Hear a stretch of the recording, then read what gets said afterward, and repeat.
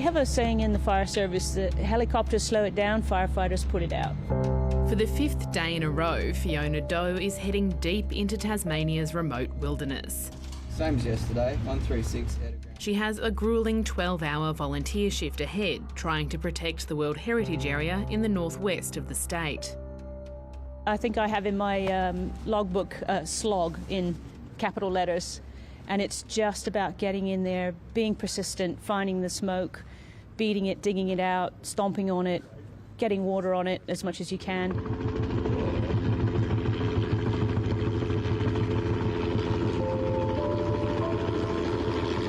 In the area are tree and shrub species found only in Tasmania that are extremely sensitive to fire.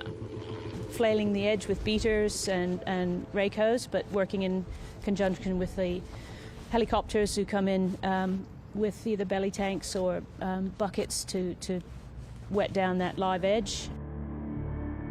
Fiona's team is working on one of several large uncontrolled fires started by lightning last week. So far, they've burnt more than 70,000 hectares. On the west coast, small communities have come under threat, with some residents and holiday shack owners told to leave. A base camp for 100 firefighters is being set up in the town of Tulla. We are planning for a long duration event, and we are bringing in additional resources from the mainland. The Canning Peak fire has hit one of Tasmania's most popular tourist attractions. Last week, the overland track was evacuated and walkers forced to turn around as the fire approached. It's unclear how long it might be closed. It'll be based around infrastructure repair, walker safety, and of course the accessibility to the huts along the way throughout the overland track. It's brought back bad memories for Tasmanians. 6 years ago, dozens of fires, also started by lightning, merged, creating an inferno that burnt for months. More than 200,000 hectares burned then, almost half of that in the Wilderness World Heritage Area. Walking tracks were closed for months, and in some cases, years. Well, there are some similarities in that I suppose there's 3 large fires, just like there were in 2019. But we've also seen some challenges associated with this particular event in that there's been more unpredictable weather conditions. Fire in the Tarkine has been burning near a grove containing the oldest known Huon pine, estimated to be 3,000 years old. We certainly hope that that stand is still standing. As soon as we can get out there and do those thorough assessments, that is when we can provide the accurate information.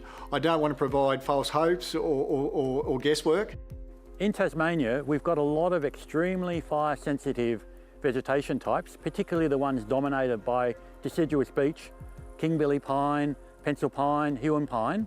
And the big issue with these types are that if you burn them once, they take at least 1,000 years to recover from a single fire. John Marsden Smedley is an expert in managing fires in Tasmania after more than 25 years with the Parks and Wildlife Service and a PhD in fire behaviour. When I first started out, lightning was almost always associated with heavy rain. Now, it's really normal, really common that we'll get lightning without any significant rain. And what that means is that instead of lightning occurring and then maybe getting a 10-hectare fire out of it, we now might get a 10,000-hectare fire. And that's a total game changer. Plus, there's been a really marked reduction in the effective rainfall in Western Tasmania. We really are reliant on a natural event, as in a change in the weather conditions and some substantial rainfall across fire grounds for them to be declared out. Realistically, we're physically not going to be able to put them out. The million-dollar question is how Tasmania can deal with climate change, making it more vulnerable to dry lightning fires in the future. We can't be too reliant on our overhead or our aircraft firefighting capabilities.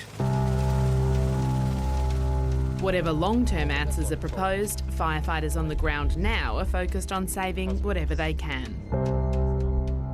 Just overall with Tasmania and how much of it is World Heritage Wilderness, the fire ecology, and knowing that you can get in there and do something substantive to protect our natural heritage that's under, increasing threat with more fires and storms and things. It's extremely rewarding, I have to say. Very hard work, but very rewarding.